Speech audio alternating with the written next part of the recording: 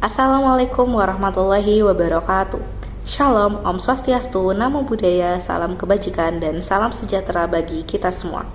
Halo teman-teman semua, perkenalkan saya Clara Melianti dengan NIM 24-5351-PA-22596, Program Studi Fisika Angkatan 2024 Universitas Gadjah Mada. Pada kesempatan kali ini, saya akan menunjukkan kepada teman-teman sekalian berbagai komponen penyusun dari mikrofon dan loudspeaker untuk pemenuhan tugas mata kuliah akustika modern. Di sini saya menggunakan mikrofon nirkabel dinamis yang penggunaannya dengan sambungan Bluetooth. Sedangkan untuk loudspeakernya, saya menggunakan loudspeaker dengan tipe tweeters yang kerucutnya itu sangat ringan karena umumnya terbuat dari sutra dan direkatkan langsung ke kumparan suara. Nah, sebelum kita membongkar dan melihat komponen penyusun dari kedua alat ini, coba teman-teman jawab pertanyaan ini dulu. Teman-teman tahu nggak sih apa itu mikrofon dan loudspeaker? Nah, jadi mikrofon adalah alat yang mengubah energi akustik berupa suara menjadi energi listrik berupa sinyal audio. Prinsip operasi dari mikrofon sendiri didasarkan pada transduksi, yaitu konversi satu bentuk energi ke bentuk energi lainnya. Mikrofon itu ada banyak jenisnya ya teman-teman.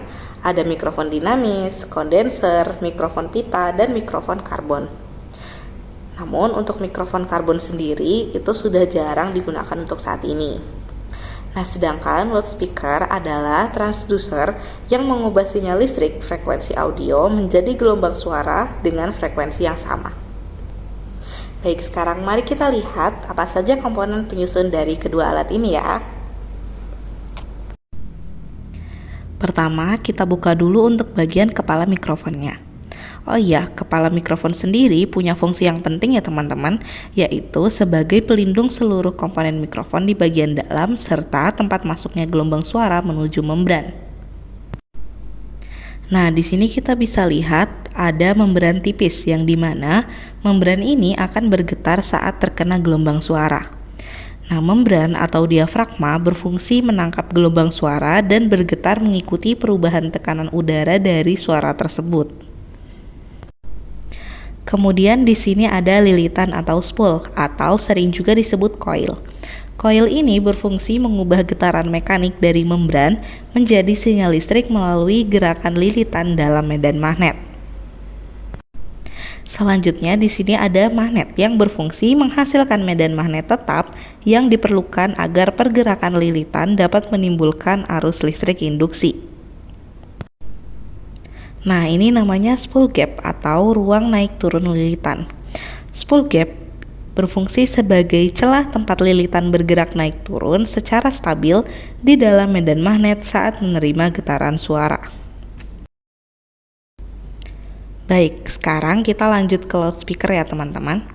Untuk loudspeaker sendiri punya 9 komponen penyusun nih teman-teman, yakni kerucut atau kon, kumparan suara atau voice coil, magnet, pelat atas, pelat belakang dan bagian tiang, laba-laba atau spider, surround, kabel fleksibel dan terminal kabel, tutup debu atau dust cap, dan yang terakhir bingkai atau keranjang. Yang pertama ada kerucut. Kerucut ini berfungsi mendorong udara dan memulai perjalanan gelombang suara.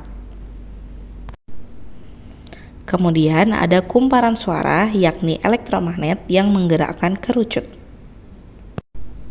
Nah, kemudian ini ada magnet. Medan magnet yang tidak berubah memungkinkan gaya magnet bolak-balik kumparan suara tertarik atau ditolak. Pelat atas, pelat belakang, dan bagian tiang adalah bagian konduktif magnetis yang secara efisien memusatkan energi magnet di sekitar kumparan suara.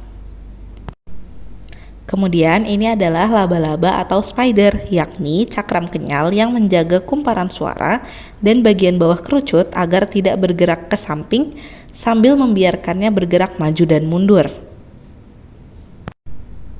Selanjutnya ada surround nih teman-teman. Surround ini bekerja bersama dengan spider membentuk sistem suspensi untuk bagian-bagian yang bergerak. Kabel fleksibel dan terminal kabel menunjukkan bagaimana cara listrik dari amplifier terhubung ke kumparan suara. Dust cap adalah penutup yang direkatkan pada kerucut yang mencegah serpihan masuk ke celah antar magnet dan bagian kutub tempat kumparan suara berada. Dan yang terakhir adalah bingkai, yakni bagian yang menyatukan seluruh komponen penyusun loudspeaker ini. Nah, gimana nih teman-teman setelah menyimak video ini? Jadi lebih paham kan tentang komponen-komponen penyusun pada mikrofon dan loudspeaker serta fungsi masing-masingnya?